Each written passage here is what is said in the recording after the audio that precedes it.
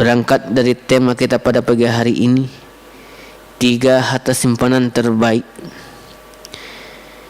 Di dalam sebuah hadis yang diriwayatkan oleh Al-Imam Al-Bahaqi di dalam kitabnya disahihkan oleh Syekh Al-Albani rahimahumullah, kata Rasulullah sallallahu alaihi wasallam bersabda, "Abdaluhu lisanu zakira wal qalbu zakira wazajahu mu'minah ta'ihu alal imanihi." Harta yang terbaik adalah, yang pertama itu adalah lisan yang berzikir, hati yang bersyukur, dan istri yang mukminah yang membantu keimanannya. Yang pertama adalah lisan yang selalu berzikir kepada Allah. Ketika lisan selalu berzikir, lisan itulah Allah akan senantiasa mengingat dia, sebagaimana Allah SWT berfirman dalam surah Al-Baqarah ayat 152, Bismillahirrahmanirrahim, wazkuruni iza azkurkum wazkuruhu liya wala ta'furun.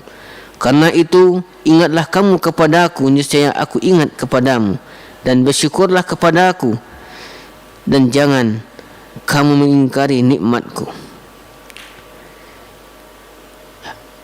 Lisan yang senantiasa berzikir kepada Allah, dia ingat kepada Allah.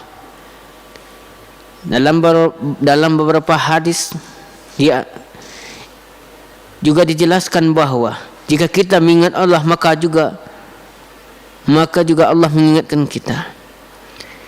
Ketika kita mengingat Allah dengan berzikir subhanallah walhamdulillah wala ilaha illallah, kita ingat kepada Allah. Allah lah yang maha penolong, Allah lah yang maha pengampun, Allah lah yang mengabul semua permintaan kita, Allah lah maha pemberi rezeki, Allah lah maha pemberi nikmat, dan Allah lah yang memberi hidayah kepada umatnya. Tanpa bantuan dari Allah Subhanahu wa ta'ala, kita bukan siapa-siapa.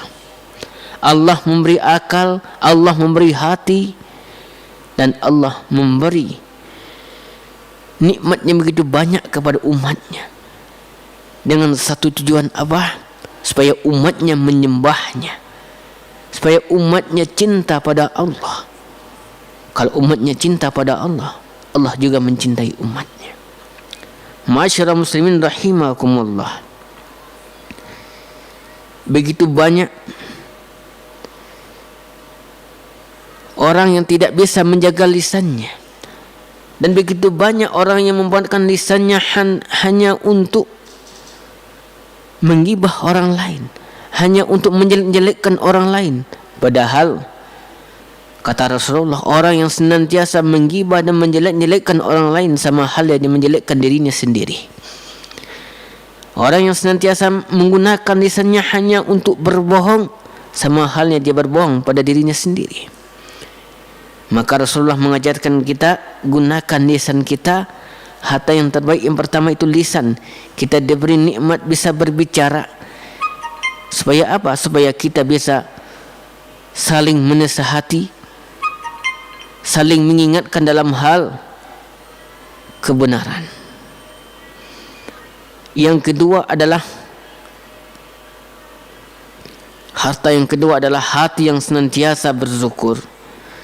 Hati yang bersyukur kepada Allah Subhanahu wa taala adalah hati yang mengakui bahawa semua nikmat yang ia peroleh berasal dari Allah Subhanahu wa taala. Hati yang bersyukur kepada Allah Subhanahu wa taala adalah hati yang selalu berucap dan berterima kasih kepada Allah dan ia makan, dan hati tersebut yakin bahwasanya inilah nikmat Allah, maka lisannya pun terucap alhamdulillah.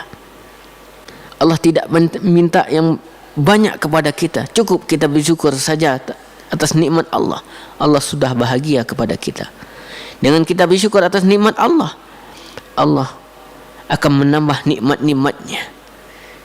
Bahkan Allah akan mengangkat derajat orang yang senantiasa bersyukur atas nikmat Allah.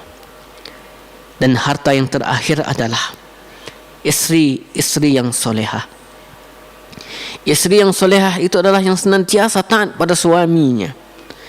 Dalam Al-Quran Allah senantiasa menjelaskan, wanita yang solehah adalah wanita yang taat kepada Allah dan senantiasa menjaga dirinya ketika suaminya tidak berada di rumah. ketika seorang istri bisa menjaga dirinya dan taat kepada Allah, maka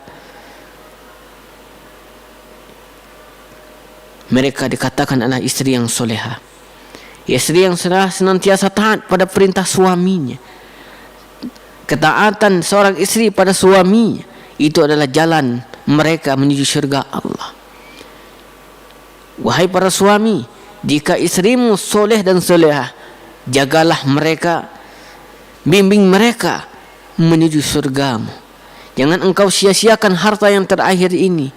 Banyak orang yang menyia-nyiakan istri yang salihah, yang senantiasa taat pada suami, yang melayani suami, yang mendidik anaknya. Jangan kita sia-siakan seorang istri yang solehah. Istri yang solehah ini senantiasa dicontohkan oleh Aisyah, istri Rasulullah. Bagaimana Aisyah taat kepada Rasulullah, sehingga Fatimah bertanya, apa yang engkau lakukan ini, ya Aisyah? Ini adalah bentuk ketaatanku kepada suamiku, karena sesungguhnya syurgaku ada di telapak kaki suamiku. Semoga ketiga harta ini bisa kita simpan dan kita rawat demi menggapai ridha Allah Subhanahu wa ta'ala.